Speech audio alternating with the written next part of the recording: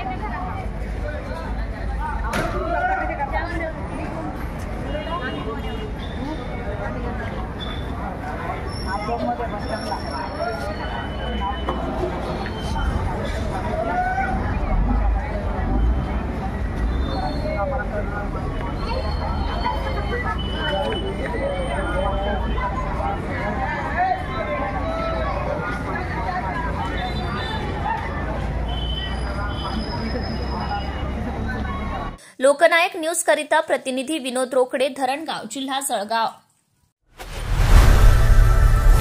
Loknayak news.